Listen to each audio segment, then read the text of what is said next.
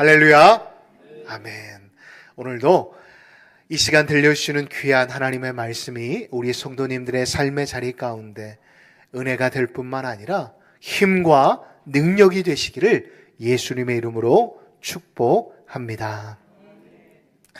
여러분, 20세기 이전까지만 해도 세계의 지도를 한 번쯤 보시면 그 지도의 모양이 어떻게 되어 있는지 아십니까? 보통 20세기 이전 인공위성과 또한 항해술이 발달하기 이전까지만 해도 보통의 지도들을 살펴보면 거의 다 그 지도를 그린 사람이 속한 나라, 다시 말해 그 나라를 중심으로 세계가 그려져 있음을 우리는 살펴볼 수가 있습니다. 보통 아시아에서 발견된 지도는 중국을 중심으로 지도가 그려져 있음을 우리는 살펴볼 수가 있습니다. 그래서 중국 사람들은 나라 이름도 중국이라고 가운데에 있는 나라다라고 지었나 봅니다. 뿐만 아니라 여러분, 이탈리아를 한번 생각해 보십시오. 오늘 사도 바울이 지금 살아가고 있었던 그때 이탈리아의 수도인 로마, 그 로마가 그 세계의 중심이다라고 사람들은 생각하였습니다.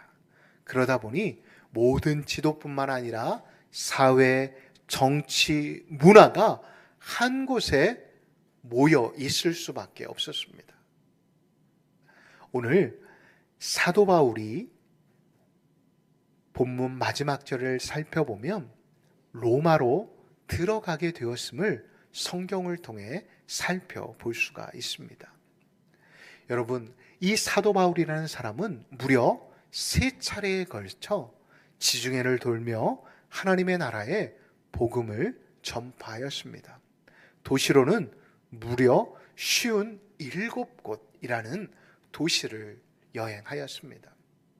단지 그것이 여행이라면 모르겠지만 그는 하나님의 나라의 복음을 전하는 일에 전심을 다하였습니다. 지금이야 교통이 좋게 발달되어서 서울에서 부산까지만 해도 자동차로 아무리 휴게소를 들려도 6시간이면 닿을 수가 있습니다. KTX를 타면 2시간 반이면 서울 용산역에서 부산역에 도착할 수가 있습니다. 그런데 그 당시에 여행은 도보 아니면 범선을 통해 이동해야만 했습니다. 다시 말해 날씨가 짓궂으면 도보로 이동할 수도 없었을 뿐만 아니라 바람이 불지 않으면 배가 움직일 수 없었기에 사람들이 어디를 이동한다, 자신의 삶의 자리를 떠나 어디로 간다라는 것은 상상할 수 없는 일이었다라고 합니다. 다시 말해 한 동네에서 다른 동네로 가는 것은 쉬웠다라고 하지만 다른 동네로 가서 무언가를 다시금 시작한다라는 것은 어려웠다라는 것이죠. 그러다 보니 무역을 하는 사람 외에는 자신의 삶의 반경을 벗어나기가 힘든 구조였다고 합니다. 그런데 오늘 본문 사도행전을 기록한 이 누가라는 사람은 왜 굳이 57개의 도시를 여행했다, 복음을 전파했다라는 것을 기록하였을까요? 그런데 이 사도행전의 말씀들을 자세히 살펴보면 그 57개의 도시의 이름은 정확하게 기록하고 있지만 그 도시에서 무슨 사역을 해왔는지에 대해서 기록한 데도 있지만 기록하지 않은 데도 있었습니다. 왜? 누가라는 사람, 어찌 보면 의사로서 지식이 해박할 뿐만 아니라 모든 것이 다른 이들보다 논리적일 수밖에 없었던 이 누가는 이 사도행전을 통해 사도 바울의 이러한 복음의 여정들을 기록하고 있는 것일까요? 제가 여러 책들을 살펴보니 그렇게 사도행전을 누가가 기록한 이유는 단 한 가지의 이유였다고 합니다. 그 이유는 무엇이었냐면 이 사도 바울이 하나님의 소명, 하나님께로 받았던 그 소명을 어떻게 그의 인생을 통해 이루어져 가는지에 대해 이 책을, 이 사도행전을 읽고 있는 독자들이 알게 하기 위해서 그렇게 이 책을 기록하였다고 합니다. 사랑하는 성도 여러분, 여러분들은 지금 어떠한 인생을 살아가고 계십니까? 하나님께서 여러분들에게 주신 꿈, 하나님께서 여러분들에게 주신 사명대로 살아가고 계십니까? 아니면 아직도 내가 가지고 있는 지식, 내가 가지고 있는 경험을 가지고 여러분들의 인생을 살아가고 계십니까? 저는 무엇보다도 오늘 이 시간 하나님 앞에 예배 드리시는 우리 광남의 가족 한 분 한 분이 다시금 하나님 앞에 서서 하나님이 주시는 소명, 하나님이 주시는 꿈을 가지고 하루하루를 살아가실 수 있는 믿음의 사람들이 되시기를 예수님의 이름으로 축복합니다.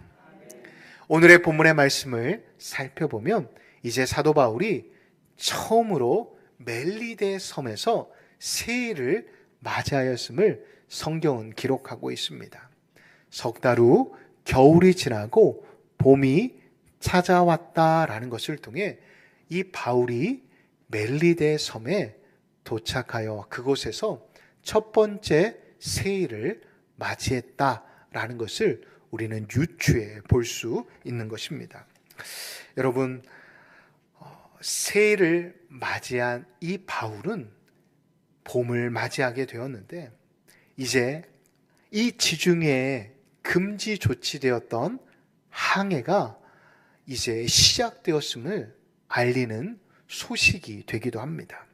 이제 드디어 이 섬에서 벗어나 그가 그토록 꿈꾸고 또한 하나님께서 그에게 소명으로 주셨던 로마의 땅을 밟게 된 순간이 다가오게 되었던 것입니다. 이 자리에 계신 우리 성도님들은 어떠한 계절을 좋아하십니까? 봄이란 계절은 제가 이곳에서 맞이해 보니 참 좋은 것 같습니다. 제가 이곳에서 11월, 12월, 1월을 지내 보았는데 정말 봄이 너무 좋더라고요. 어릴 적에는 너무 낭만적이었던 눈이 이곳에서는 좀 징그럽더라고요. 금년에는 또 눈도 많이 왔어요. 그러다 보니까 좀 눈이 좀 징그러워질 정도로 보기가 싫더라고요. 뿐만 아니라 저도 추위를 참 잘 견디는 사람인데 이곳 추위는 조금 좀 춥더라고요, 여러분. 그리고 사무실 뷰가 밭뷰라 그런지 겨울은 참 삭막합니다. 블라인드를 거치면 시뻘건 흙밖에 안 보이는 게 사무실입니다. 그래서 그런지 봄이란 계절이 온통 초록빛으로 물들어서 참 너무나 좋다. 봄이란 계절이 이렇게 아름다운 것이었구나라는 것을 새삼 깨닫게 되는 시간들이었습니다. 오늘 본문에도 보니 봄이 찾아왔습니다. 여러분, 봄이 찾아오니 어떠한 일들이 일어났을까요? 먼저 뱃길이 열리게 되었습니다. 그리고 그 배에는 먹을 음식들이 가득 차 있습니다. 이제 남쪽에서 부는 바람, 남쪽에서 북쪽으로 이는 바람으로 인해 드디어 항해를 할 수 있게 되었다라는 것입니다. 사랑하는 광남의 가족 여러분, 지금 성도님들의 삶의 자리 가운데 겨울을 보내고 계시는 성도님들이 계십니까? 그런 분들에게 봄이 오시기를 예수님의 이름으로 축복합니다. 하나님께서는 우리네 인생 가운데 겨울만 있게 하시지 않으셨습니다. 겨울을 지나는 분들에게 딱 맞는 봄을 준비하고 계신다라는 것을 잊지 마시기 바랍니다. 오늘 본문에서는 자세히 기록되어 있지 않지만 유라굴로로 인해 온 배가 부서져 배에 탄 사람들이 내가 죽게 되었구나 라고 생각하고 있는 시간에도 봄은 다가오고 있었다라는 것입니다. 눈물로 그들의 온 재산과 같았던 짐을 바다에 던질 때도 그들의 인생의 시간 가운데는 봄이 찾아오고 있었다라는 것을 오늘 본문 첫 번째 절은 암시하고 있다는 것을 잊지 마시기 바랍니다. 보십시오. 오늘 본문을 살펴보면 영원할 것 같았던 추운 지중해의 겨울도 지나가고 봄이 다가왔습니다. 봄이 다가오자 힘도 들이지 않고 저절로 바람의 힘으로 로마로 갈 수 있게 되었다는 것입니다. 여러분, 그 남풍을 누가 준비하셨을까요? 바로 하나님이 준비하고 계셨다는 것을 잊지 마시기 바랍니다. 그렇습니다. 우리 인생에는 유라굴라와 같은 태풍만 있는 게 아니라 하나님께서 또 다른 바람, 또 다른 인생의 훈풍인 남풍을 준비하셨다는 것을 광남의 가족 여러분 잊지 않는 오늘 이 시간이 되시기를 예수님의 이름으로 축복합니다. 내가 믿었던 배가 예기치 못한 유로굴로로 인해 완전 박살이 났다라고 생각되어지시는 성도님들이 계십니까? 그렇다면 태풍만 바라보시고 넋을 놓고 있거나 원망하며 저 바람이 왜 내 인생 가운데 왔지? 라고 묵상하지 마십시오. 적어도 예수님을 믿는 믿음이 있는 하나님의 백성이라고 한다면 이렇게 선포하십시오. 태풍, 너가 왔니? 기다려라. 나에게는 하나님이 준비하신 남풍이 있다라고 선포하시기를 예수님의 이름으로 축복합니다. 물론 그런다라고 해서 게으른 채 남풍만을 기다려서는 안 됩니다. 내 힘을 내서 열심히 대비하고 준비하는 것도 필요합니다. 그러나 하나님이 밀어주시는, 하나님이 나를 위해, 성도님을 위해 예비하신 남풍을 꼭 기억하시기를 간절히 소망합니다. 저는 오늘 이 복된 주일이 우리 광남의 모든 가족 한 분 한 분이 남풍을 만나시는 은혜의 시간이 되시기를 예수님의 이름으로 다시 한번 축복합니다. 그렇게 석 달이 지나고 배를 타고 이 바울이 로마에 입성하게 됩니다. 14절을 보십시오. 14절에 보니 로마에 가니라 라고 기록이 되어 있습니다. 또 다른 본문인 사도행전 23장을 보면 바울이 이스라엘의 예루살렘 공회에 잡혀서 신문을 받게 되어집니다. 그때 로마에 가기 위한 자신의 변론이 시작되어집니다. 여러분, 바울의 입장에서 한번 생각해 보십시오. 바울은 두려웠을 것입니다.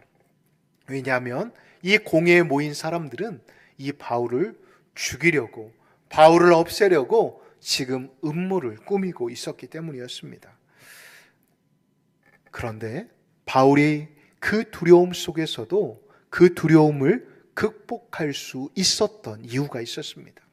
다시 말해 유라굴로라는 광풍이 그의 삶의 자리 가운데 불어닥쳤음에도 불구하고 그가 견딜 수 있었던 이유 말입니다. 그것은 다른 게 아니었습니다. 바로 23장 11절의 말씀을 보면 하나님께서 이렇게 말씀하십니다. 이르시되 담대하라. 내가 예루살렘에서 나의 일을 증언한 것 같이 어떻게 하신다고요? 로마에 서서 증언하게 해 주시겠다라고 하나님이 말씀해 주셨다라는 것입니다. 다시 말해 예루살렘에서 하나님은 약속해 주셨습니다. 너 여기서 죽지 않고 너는 바다 위에서 죽지 않는다. 너는 내가 붙들어 로마까지 가게 하겠다라고 하나님이 이미 예루살렘에서 약속해 주셨다는 것입니다. 이 약속 위에 바울의 삶의 자리 가운데 나타난 상황들을 한번 생각해 보십시오. 24장을 보면 살인 음모, 27장을 보면 유라굴로라는 풍랑을 만나 배가 산산조각이 나게 되었습니다. 뿐만 아닙니다. 멜리데 섬에서도 구조되었지만 뱀에 물려 사람들이 수근수근 거립니다. 그 시간까지 얼마나 바울은 두렵고 떨리는 시간들을 보내야만 했을까요? 정말 이 약속이 나에게 맞나? 하나님이 나에게 해주신 게 맞나? 라는 의심이 들었을지도 모릅니다. 그런데 바울은 하나님께서 23장 11절을 통해 말씀해 주신 그 약속, 그 언약을 놓지 않았음을 우리는 성경을 통해 살펴볼 수가 있습니다. 자, 그렇다면 그 약속 28장 14절까지에 기록되어 있는 그 말씀이 그의 삶의 자리 가운데 이루어지기까지 그가 했던 행동들이 무엇인지, 다시 말해 그의 인생 가운데 남풍을 만나게 되었던 이유가, 근거가 무엇이었는지 우리가 함께 살펴보겠습니다. 첫 번째로는 약속을 의심하지 않는 것이었습니다. 바울은 예루살렘에서 이미 너는 로마에서 증언하리라 라는 약속을 받게 되었습니다. 여러분, 바울이 되어보십시오. 재판도 받고 풍랑도 만나고 지중해에서 2주간 동안 배를 추운 바닷속에서 헤매는 시간들을 보내게 되었습니다. 단지 그의 생명은 널판지에 의지할 수밖에 없는 상황에 놓여 있었습니다. 누구도 이 상황 가운데 놓여지게 된다라고 한다면 정말 나에게 하신 그 말씀, 그 약속이 의심되어지지 않았을까요? 내가 살 수 있을까? 내가 정말 로마에 갈 수 있을까? 바울이 경험한 약속과 성취 사이에서 그는 너무나도 심한 고뇌를 하였을 것입니다. 그런데 성경을 보면 그때마다 바울은 자신 안에 들어오는 의심을 물리쳤음을 우리는 성경을 통해 살펴볼 수가 있습니다. 그 근거가 바로 오늘 또 다른 본문인 27장 25절의 말씀입니다. 그러므로 여러분들이 안심하라. 나는 그대로 어떻게 한다고요? 믿노라 라고 기록하고 있습니다. 약속과 성취 사이에 주님의 약속을 의심했다라고 한다면 이렇게 담대히 말하지 못하였을 것입니다. 믿음의 사람의 모습은 이러한 모습이 아닐까요? 유라굴로 태풍보다 바울은 그의 믿음이 더 컸다라는 것입니다. 여러분, 문제보다 믿음이 크면 아무것도 아무 문제가 되지 않음을 오늘 바울을 통해 오늘 본문을 기록한 누가는 우리에게 말씀하고 있음을 여러분 잊지 마시기 바랍니다. 사랑하는 성도 여러분, 지금 여러분들의 인생 가운데 어떠한 어려움과 문제가 있으십니까? 지금 여러분들 앞에 놓인 문제가 믿음보다 더 크다라고 생각하고 계십니까? 아닙니다.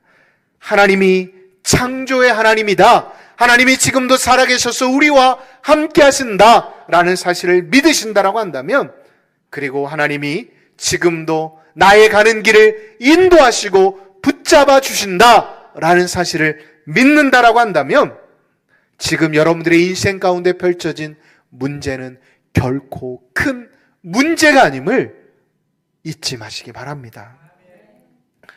하나님을 믿는 믿음이 크게 되어질 때 그 믿음은, 그 문제는 우리를 삼키지 못한다라는 것을 여러분 꼭 잊지 않는 오늘 하루가 되시기를 간절히 축복합니다. 자, 그렇다면 우리는 우리의 삶의 자리 가운데 문제가 찾아올 때 어떻게 할까요? 오늘 사도 바울을 주목해 보십시오. 그가 유로굴로라는 큰 풍랑 앞에서 어떻게 했을까요? 저는 기도했다라고 생각이 되어집니다. 다시 말해 사도 바울은 지금 하나님과의 그 관계의 끈을 놓지 않고 있었음을 우리는 성경을 통해 살펴볼 수가 있습니다.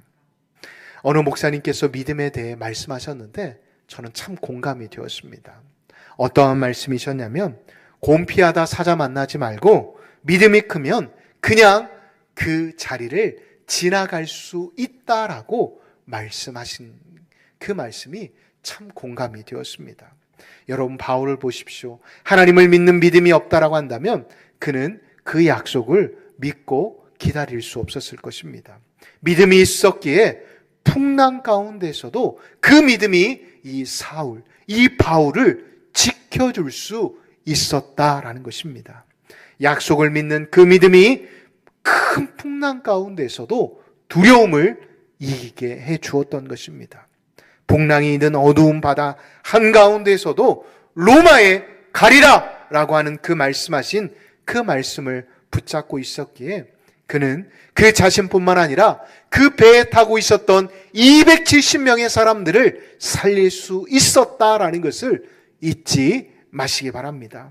아무것도 보이지 않는 그때 거기에 내 삶에 예기치 못한 풍랑을 만난다 할지라도 믿음 하나 붙잡고 하나님을 믿는 그 믿음을 붙잡고 한 걸음 한 걸음 나아가는 것, 그리고 그럼에도 불구하고 내 삶의 자리 가운데에서 예배자로 서는 것, 그것이 바로 오늘 사도 바울이 우리에게 말해주고자 하는 신앙생활의 모습이라는 것을 잊지 마시기 바랍니다.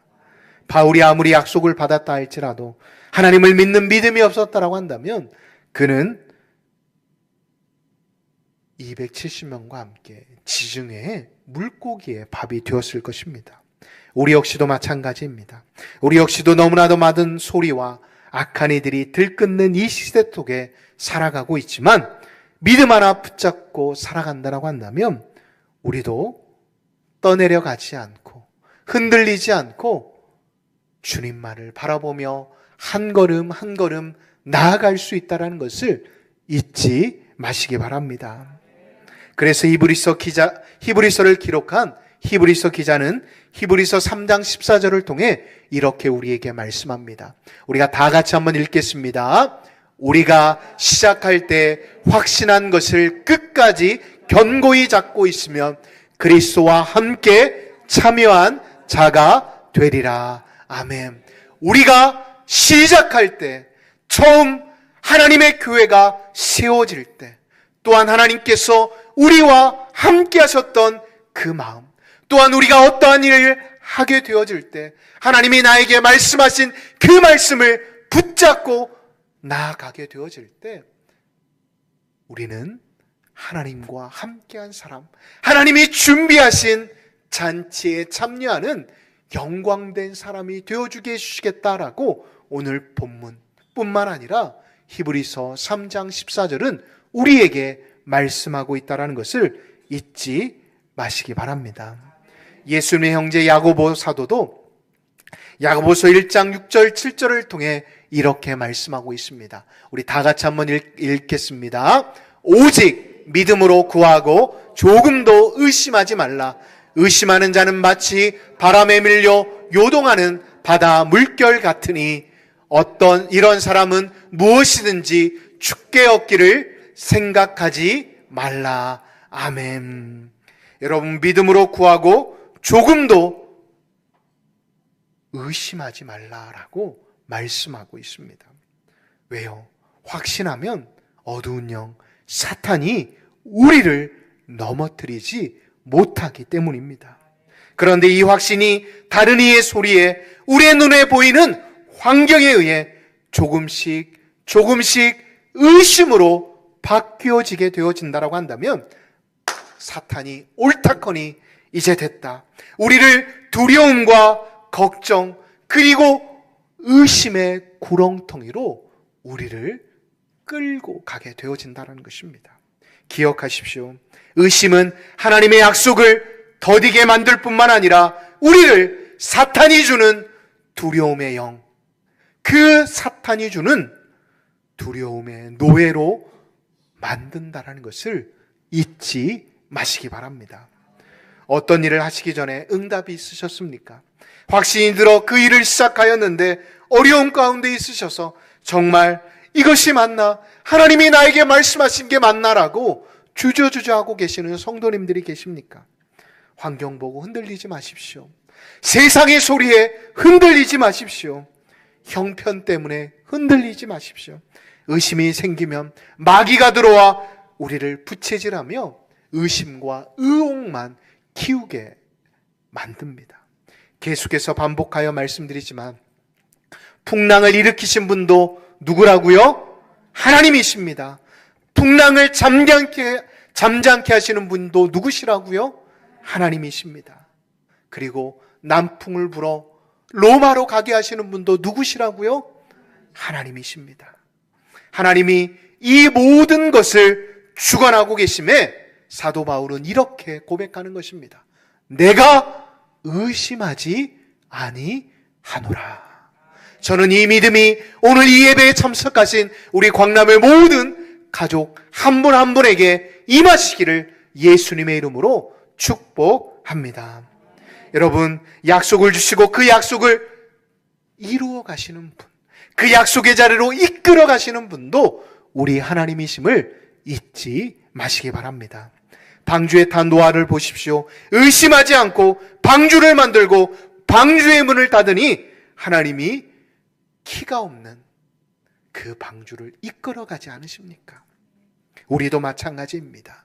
흔들리지 않고 우리의 자리에서 최선을 다하며 내가 하나님 앞에 선 예배자라는 사실을 잊지 않고 살아가게 되어진다라고 한다면 하나님은 우리 안에 생기는 의심을 확신으로 바꾸어 주시는 것입니다. 사랑하는 성도 여러분, 아직도 의심과 불안한 가운데 살아가고 계시는 성도님들이 계십니까? 저는 무엇보다도 약속과 확신을 붙잡고 살아가시는 저와 광남의 가족들이 되시기를 예수님의 이름으로 축복합니다. 결국 약속대로 되어집니다. 그 길이 더디고 힘들다 할지라도 하나님은 변함이 없으신 하나님이시고 하나님은 신실하신 하나님이시기에 그 약속대로 로마로 마침내 들어가게 하신다라는 것을 잊지 마시기 바랍니다. 두 번째 자세는 제가 아까 아침에 거두에도 말씀드렸던 기도하는 것입니다. 바로 하나님을 만나는 자세가 우리 안에 있어야 한다는 것입니다. 유라골로의 공포에 떨고 있을 때 분연이 일어나 그는 이렇게 말합니다. 270명의 그 많은 사람들에게 하나님이 내게 말씀하신 것을 내가 믿노라. 로마로 가서 나를 증언하게 하신다라는 그 하나님의 말씀을 사도 바울이 이렇게 담대하게 말할 수 있었던 이유는 무엇이었냐면 바로 이 사도 바울은 사도행전 23장 11절에서만 하나님의 음성을 들었던 게 아니라 27장 25절을 보면 또 다시 하나님의 음성을 들었기 때문이었습니다. 바울아, 두려워하지 말라. 내가 가이사 앞에 너를 서게 하리라 라는 음성을 들었기 때문이었습니다. 그렇습니다. 바울은 풍랑이 있는 그 순간에도 또한 배가 부서져 나무 뗏목에 의지하여 자신의 목숨을 걸고 있는 그 순간에도 계속해서 그는 하나님과 소통, 기도하고 있었음을 우리는 성경을 통해 살펴볼 수가 있습니다. 다시 말해 그는 태풍 앞에 두려움에 엎드리는 게 아니라 그는 그 태풍이 무는 그 시간에도 하나님 앞에 엎드렸다라는 것을 우리는 성경을 통해 유추해 볼 수 있는 것입니다. 여러분, 하나님의 음성을 듣기에 게을르게 하지 않을 때 우리는 그 두려움과 우리의 인생의 풍랑에서 벗어날 수 있음을 잊지 마시기 바랍니다. 하나님의 음성에 둔감해지지 않고 로마에서 성취되는 그 사실을 항상 묵상하면서 사도 바울은 그 시간들을 넉넉히 이겼다는 것을 잊지 마시기 바랍니다. 사랑하는 성도 여러분, 배에 탄 사람들은 태풍이 불어오고 계속해서 천둥치는 소리에 두려움에 떨었지만 바울은 천둥 소리에 담긴 하나님의 음성을 또한 들었다는 것을 잊지 마시기 바랍니다. 바빠서 예배 드리지 못하고 바빠서 기도하지 못한다라고요. 먼저 선약한 것이 있어서 그것은 할 수 없다라고 말씀하시는 분들이 계십니까? 그건 여러분들이 어두운 영 사탄에게 지고 있는 것입니다. 왜 목사님들이 예배 드리십시오? 왜 기도하십시오? 라고 말씀하시는지 아십니까? 바울도 예배하지 않고 바울도 그 시간에 깨어있지 않았다라고 한다면 하나님의 음성을 아무리 예루살렘에서 듣고 또한 이 배에서 들었다 할지라도 풍랑을 만났으면 그도 흔들렸을 것입니다. 앞에 있는 저라고 해서 제 삶의 자리 가운데 바람이 없을까요? 제 삶의 자리 가운데 사람으로 인해 환경으로 인해 두려움이 찾아오지 않을까요? 여러분, 저도 배고프면 영적인 배고픔이 찾아옵니다. 저는 중학교 때까지 아버님이 휴가를 받으면 항상 금식기도원을 들어갔어요. 그래가지고 아버님은 막 일주일 2주씩 막 금식하시는데 저는 딱 3일 시키시더라고요. 근데 배고프면요, 여러분, 기도도 안 돼요. 금식하신 분 아실 거 아니에요. 딱 하루 지나면요, 그때부터 오만 것들이 떠오릅니다. 기도보다 잡생각이 더 많이 나요. 야, 이 금식이 끝나고 나면 뭘 먹을까? 이 금식이 끝나면 뭘 먹을까? 그리고 끝나고 나면 또 밥도 안 줘요. 죽 주거든요. 그러니까 죽 한 3사발 먹어도 어릴 때 크게 허기진 거예요. 근데 또 많이도 안 줘요. 많이 먹으면 어린 아이가 속상한다고 안 주세요. 그런데 아버지는 금식하고 계시는데 저는 그냥 정신없이 먹더라고요. 그런 모습을 저도 이 설교를 준비하면서 다시 한번 생각하게 되었는데, 여러분, 우리도 우리의 삶의 자리 가운데 배고픔이 찾아오고 또한 건강의 문제가 찾아오고 자녀의 문제가 찾아오면 여러분, 하나님 찾지 않아요. 그런데 그때일수록 오늘의 말씀을 기억하시기 바랍니다. 오늘의 말씀을 기억하고 다시 한번 하나님을 붙잡으셨으면 좋겠습니다. 저는 우리 광남교회 성도들이 바빠서 집이 멀다라고 해서 이 자리를 너무 등한시하는 게 아니라 적어도 우리가 다음 주에 있을 금요 기도회에 이 자리가 좀 찼으면 좋겠습니다. 맨날 드리는 사람, 솔직히 그 사람들 안 오셔도 됩니다. 그분들은 삶의 자리 가운데 열심히 기도하고 삶의 자리 가운데 예배자로 살아가고 계시기에 그분들은 안 나오셔도 돼요. 그런데 정말 나와야 할 우리의 많은 목원들, 또한 우리 교회 성도들이 나오지 않는 모습들을 볼 때 가슴이 아픕니다. 여러분, 바쁘면 더 기도해야 합니다. 우리의 삶의 자리 가운데 바쁠 때 하나님은 더 우리의 삶의 자리 가운데 말씀하고 계신다는 것을 잊지 마시기 바랍니다. 많은 그리스도인들이 무언가를 시작할 때는 기도하는데 시작하고 난 뒤에는 기도하지 않습니다.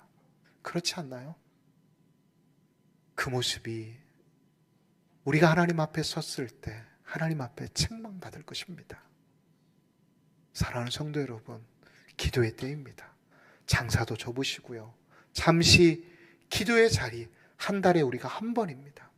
그 기도의 자리, 다시 한번 하나님과의 그 영적인 소통의 자리로 나아오심으로 인해 하나님께서 여러분들의 인생 가운데 불고 있는 풍랑을 잠잠케 해주실 뿐만 아니라 사람으로 인한, 물질로 인한, 건강으로 인한 모든 문제들을 해결해 주시는 은혜를 경험하는 복된 여러분들의 인생이 되시기를 예수님의 이름으로 축복합니다.